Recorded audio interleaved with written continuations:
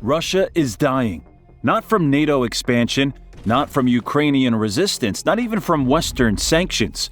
Russia is dying from within, struck by a silent, invisible disease that's eating away at its economic foundations like a cancer. And the most terrifying part? There's no cure. The Kremlin knows it, Putin knows it, and after watching this video, you will too. This isn't about COVID or any biological illness. This is about a far more destructive economic condition called Dutch disease, a phenomenon so powerful it's collapsed empires before. The International Monetary Fund warned Russia about its vulnerability to this condition back in 2007, but Putin's regime has only deepened its dependence over the last 17 years. While Putin parades his military across Red Square and flexes his energy dominance over Europe, a hidden economic time bomb is ticking. In 2024, Russia's spending 32% of its national budget on military and defense. That's over 6.7% of its entire GDP, notably higher than what most Western nations allocate. Meanwhile, nearly 30% of Russia's GDP comes from exports, primarily oil and gas. But what happens when no one wants to buy what you're selling anymore, or worse, when your biggest customer knows you're desperate and starts dictating prices? Let's dive in and discover why Russia's Dutch disease might succeed where sanctions and military opposition have struggled. But what exactly is this economic cancer that's threatening to bring down one of the world's supposed superpowers? The answer lies in a small European country that discovered its own economic nightmare decades ago.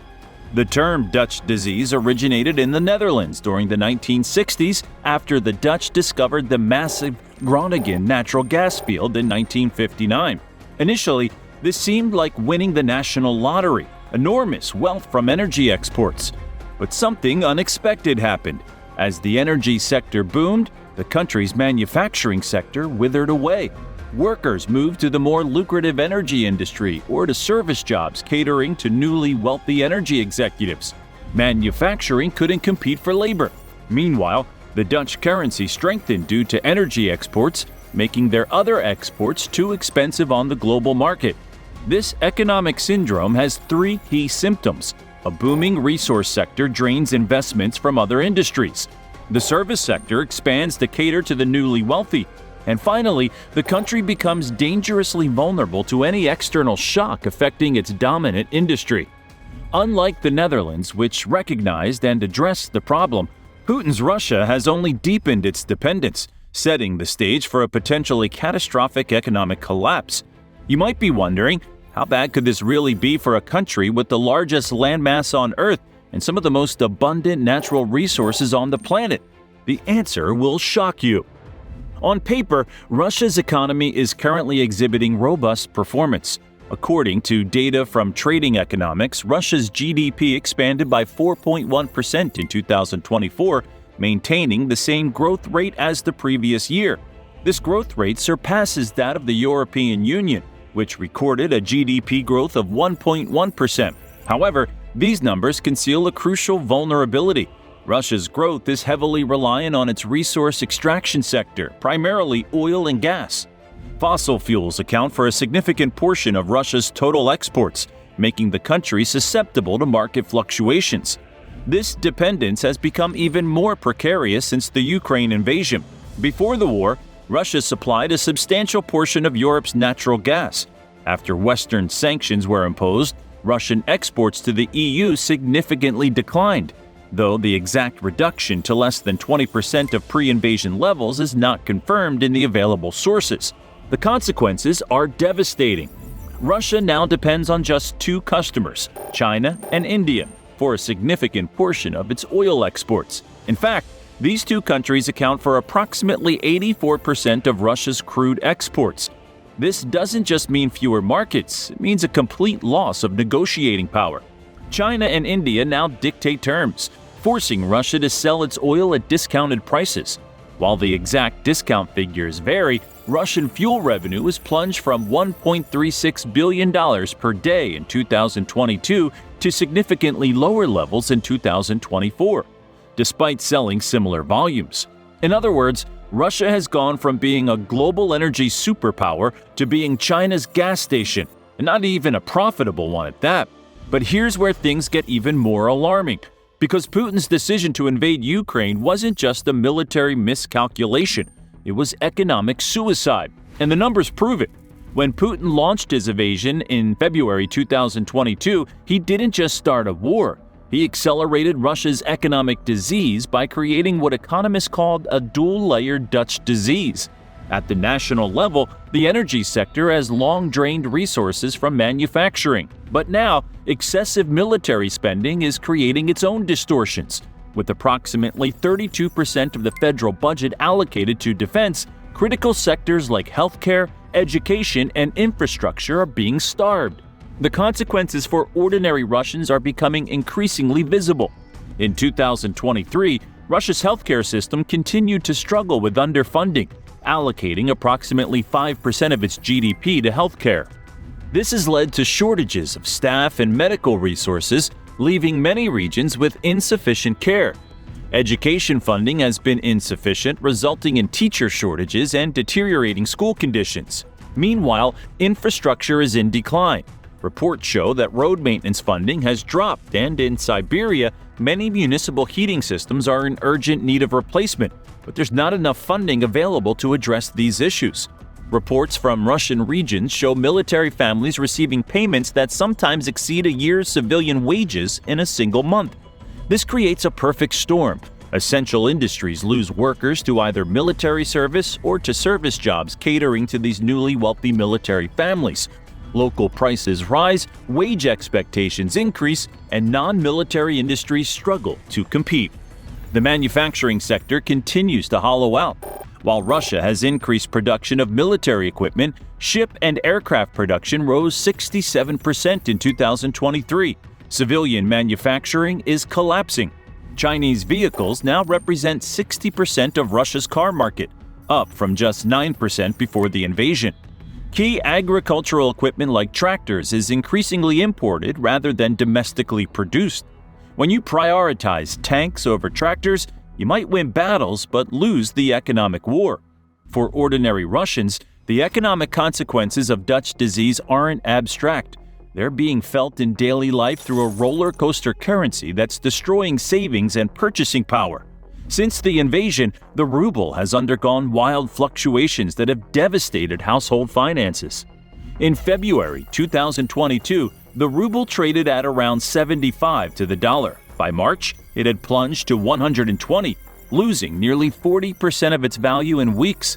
Then, through artificial capital controls, it strengthened briefly to 50 rubles per dollar in July 2022 before plummeting again.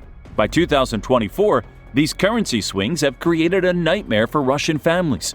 A 2023 survey by the Levada Center found that 68% of Russians had reduced their spending on food, while 73% had postponed major purchases. One Moscow resident told foreign journalists, "I keep my savings in 3 different currencies, but whichever one I choose, I seem to lose money."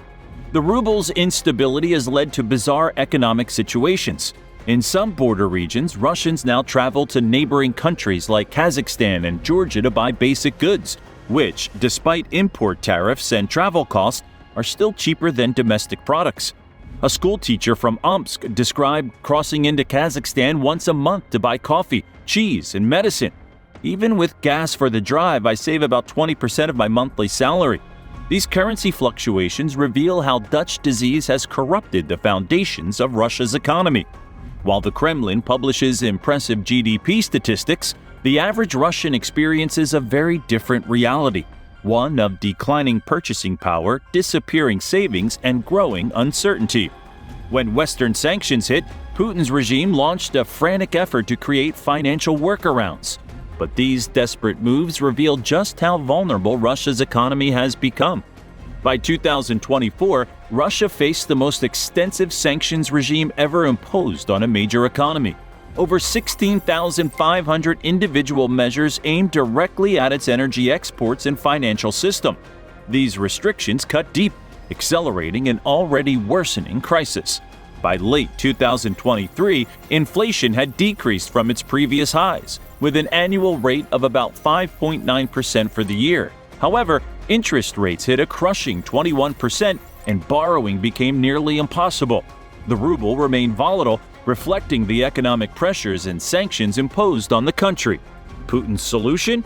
Hoarding gold, exploring cryptocurrency, and scrambling to create alternative financial systems. In recent years, Russia's central bank has significantly increased its gold reserves. While there is interest in cryptocurrencies, specific large-scale investments by Russian entities are not confirmed.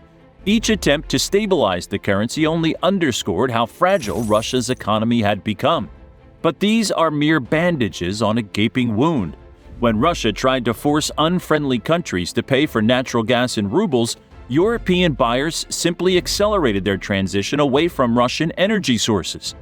Putin's alternative to SWIFT processes only a fraction of international transactions because few banks wanted to risk secondary sanctions.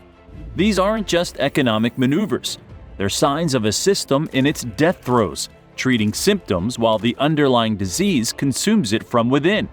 What makes Russia's Dutch disease particularly insidious is that Putin has had multiple opportunities to diversify the economy away from fossil fuel dependence and has failed at every turn. Between 2010 and 2014, when oil prices were high, Russia launched ambitious modernization programs aimed at creating new technology sectors. Skolkovo, often called Russia's Silicon Valley, received over $4 billion in state funding. The Rusnano initiative was supposed to make Russia a nanotechnology leader. Special economic zones were established to attract high-tech investment. But these efforts failed spectacularly. By 2024, Skolkovo had produced barely $1 billion in annual revenues, less than 0.05% of Russia's GDP. Rusnano declared bankruptcy in 2021, having wasted billions on failed ventures. The special economic zones attracted less than 20% of their targeted investment. What went wrong? A 2023 analysis by Russian economists identified 3 fatal flaws. Corruption diverted funds from real innovation, state-controlled stifled entrepreneurship, and most critically, Dutch disease made technology investments seem unattractive compared to quick profits in the energy sector. As one former Skolkovo executive put it, why develop microchips when you can drill a hole in the ground and become instantly rich? That's the Russian mentality created by decades of resource dependence. This failure to diversify means Russia has no fallback position as its energy markets shrink. Unlike Saudi Arabia, which has invested over $500 billion in post-oil industries, or Norway, which built a $1.4 trillion sovereign wealth fund from its oil revenues, Russia spent its commodity windfall on military adventures, oligarch yachts, and palaces for Putin's inner circle. Now, as the window for diversification slams shut, Russia isn't just losing economic ground, it's losing the one resource it can't afford to replace. And if this exodus continues, the consequences could be even worse than an oil crisis. You see, Russia's most precious resource isn't oil or gas, it's people. And right now, that resource is hemorrhaging at a rate that could prove fatal to the Russian state. Between 800,000 and 900,000 Russians are estimated to have left the country since the invasion began in February 2022, with approximately 650,000 remaining abroad as of early 2024. A significant portion of these immigrants are highly educated, with a Russian independent polling agency finding that 60% have higher education, compared to just 27% of Russia's general population. These immigrants include the country's engineers, programmers, doctors, scientists, and entrepreneurs. The tech sector has been particularly affected, with a substantial number of IT specialists leaving Russia. While the exact figure of over 100,000 IT specialists leaving in 2022 alone is not confirmed in the available sources, it is clear that the sector has faced significant challenges. For instance, a Moscow tech CEO noted in May 2024 that his company lost a significant portion of its engineers over an 18-month period. The ones who left, he said, were our best people. This talent exodus creates a vicious cycle that accelerates Dutch disease, With fewer innovative minds, Russia becomes even more dependent on raw material exports rather than value-added products. With fewer skilled workers, manufacturing quality declines further. With fewer entrepreneurs, new businesses don't replace failing ones. Those who remained often did so because they couldn't leave, not because they wanted to stay. A 40-year-old software developer in St. Petersburg told a Western journalist in 2024, "I stayed because my elderly parents can't travel, but my company now operates entirely from Cyprus. Russia gets none of my tax money." As one Russian economist put it, you can force people to stay physically, but you can't force their minds to stay engaged. Trapped talent is wasted talent. But the most dangerous threat to Russia's future might not be coming from the West at all. It could be the smiling friend right across its eastern border. When Western sanctions hit, Putin pivoted to China, declaring a no-limits partnership. But this friendship is increasingly one-sided. Chinese imports now account for 30% of all goods entering Russia, while 38% of Russian exports go to China. What looks like economic cooperation is actually a relationship of growing dependency. China isn't just Russia's biggest customer. It's becoming Russia's owner, systematically transforming Putin from partner to vassal. But China's interests in Russia go beyond trade. There's a territorial dimension that should terrify Putin. China has growing interest in Siberia and the Russian Far East, regions rich in natural resources but sparsely populated by Russians. The border region of Outer Manchuria, which Russia acquired from China in the 19th century, has recently become a focus of Chinese attention. Recent Chinese maps have begun relabeling Russian cities in this region with their historical Chinese names. The region contains critical water sources that water-starved northern China desperately needs, particularly the Amur and Ussuri rivers that provide access to the Sea of Japan. With Russia's attention and resources focused on Ukraine, these remote eastern territories become increasingly vulnerable to Chinese influence. Russia's diminishing population makes it harder to maintain control over these vast territories. While Moscow's attention is fixed on Ukraine, a silent rebellion is brewing deep within Russia itself, and it could tear the Federation apart faster than any external enemy. Russia isn't just a country, it's a federation of 85 federal subjects, including 22 republics with their own distinct ethnic identities. As the Dutch disease weakens Moscow's economic grip, these regions are increasingly questioning what benefits they get from remaining part of Russia. The warning signs are already visible. In Bashkortostan, one of Russia's oil-rich republics, protests erupted in 2023 when a local activist was sentenced to prison. What began as support for one man evolved into calls for greater autonomy and control over the region's resources.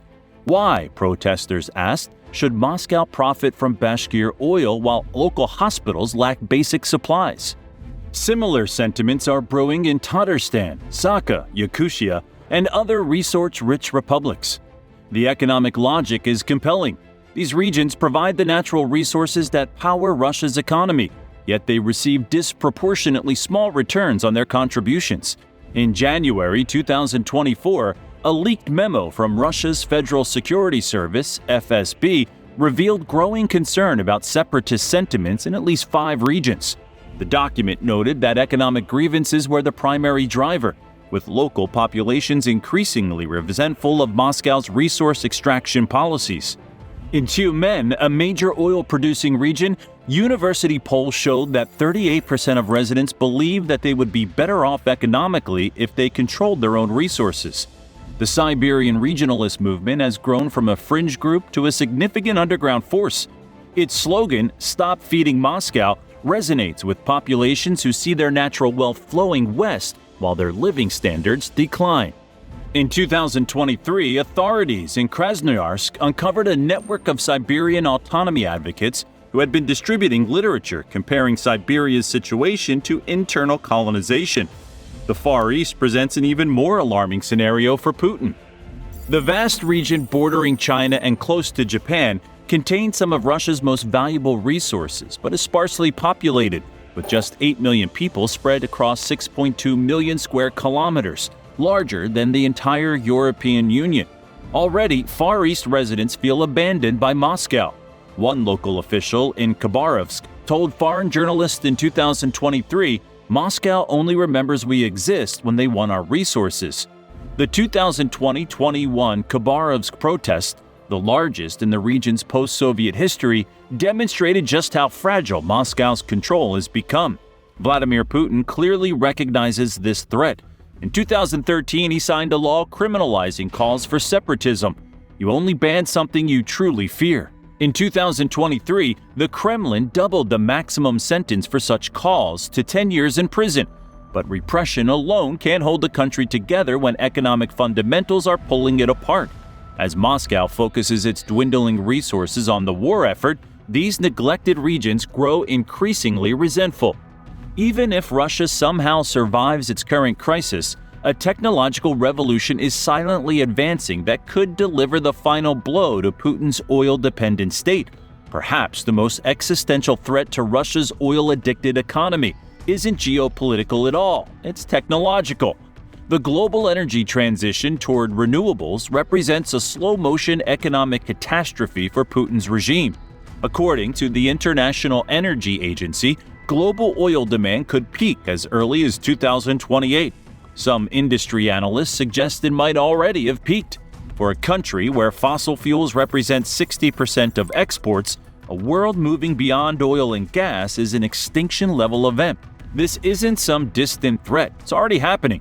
In 2023, for the first time in history, global investment in clean energy, $1.7 trillion, exceeded investment in fossil fuels, $1.1 trillion.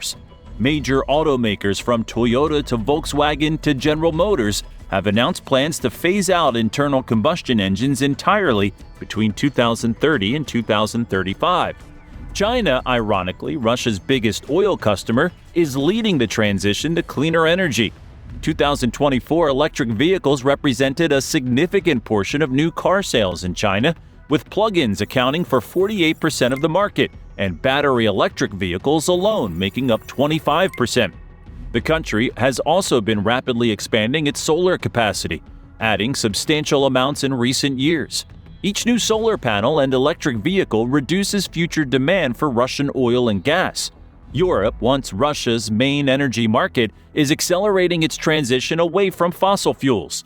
The European Union's REPowerEU plan aims to produce 45% of its energy from renewable sources by 2030. Germany, once heavily dependent on Russian gas, increased its renewable generation significantly in 2023. Putin's regime seems unable to prepare for this future. Despite having vast potential for wind and solar power, Russia's investments in renewables remains limited compared to other countries. In contrast, Russia continues to focus on fossil fuels, investing heavily in new oil and gas projects. This myopic focus perfectly illustrates Dutch disease's most dangerous aspect. It prevents countries from adapting to changing economic realities. Russia is betting its entire future on a commodity with a rapidly approaching expiration date. As one energy analyst put it, for Russia, the energy transition isn't just an economic challenge, it's an existential one. They're selling horse carriages in a world moving to automobiles. If you're thinking this economic collapse scenario sounds familiar, you're right, because we've seen it play out before with striking similarities. Putin's economy is following the same doomed path as the Soviet Union: fossil fuel dependence, excessive military spending, and economic isolation. The Soviet collapse in 1991 wasn't primarily military or ideological, it was economic. When global oil prices crashed in the 1980s, the entire Soviet system unraveled. Today's Russia shows alarming parallels but faces even greater challenges. The USSR lost 15,000 soldiers in Afghanistan over a decade. Russia has lost at least 85,000 in Ukraine in just over 2 years. The Soviets had easier to extract oil fields. Russia now relies on more expensive Siberian extraction. The USSR had satellite states to provide economic support. Russia stands largely alone. Even Russia's nuclear arsenal, while still formidable, doesn't provide economic security. As one expert quoted by the Atlantic Council put it, Russia has devolved from Upper Volta with rockets in the 1970s to Mexico with nuclear weapons in the 2000s to a gas station with nuclear weapons in the 2010s. His prediction for what's next? Somalia with nuclear weapons. According to the Atlantic Council's survey of 167 foreign policy experts, 46% believe Russia could collapse or break apart within the next decade, primarily due to internal economic problems. While no one can predict exactly when Russia's economy might collapse, the ingredients are all there: extreme dependence on energy exports, shrinking revenue from those exports, military spending that cannot be sustained, a hollowed-out manufacturing sector, brain drain reducing innovation potential, a friend in China that's exploiting Russian weakness. Any one of several triggers could accelerate this collapse: a further drop in oil prices, China reducing Russian imports, intensified Western sanctions, or internal political instability. Russian Dutch disease isn't just an economic problem, it's an existential threat to the Russian state itself. Dutch disease is terminal when left untreated, and for Russia, the treatment would require economic reforms that Putin's regime seems unwilling or unable to implement. What do you think? Is Russia's economic collapse inevitable, or can Putin find a way to cure his country's Dutch disease? Could China accelerate Russia's downfall by exploiting its vulnerable position? And what would a Russian economic collapse mean for global security and those nuclear weapons? Let us know your thoughts in the comments below, and don't forget to subscribe to our channel and hit that notification bell so you don't miss any of our upcoming videos. Thanks for watching.